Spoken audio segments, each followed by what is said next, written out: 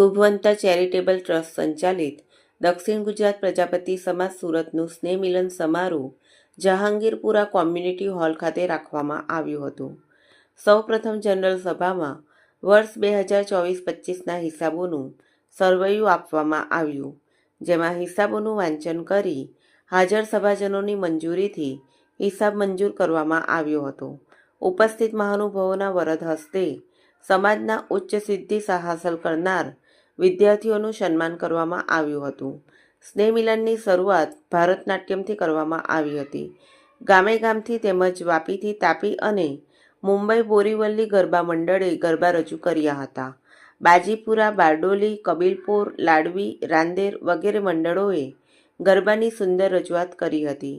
આ સ્નેહ મિલન સમારોહમાં નગર પ્રાથમિક શિક્ષણ સમિતિના ભવન સમિતિના અધ્યક્ષ યશોધરભાઈ દેસાઈ, કોર્પોરેટર નરેન્દ્રભાઈ પાંડવ, રમેશભાઈ બોરદ તેમજ જ્ઞાતિજનો ઉપસ્થિત રહ્યા હતા.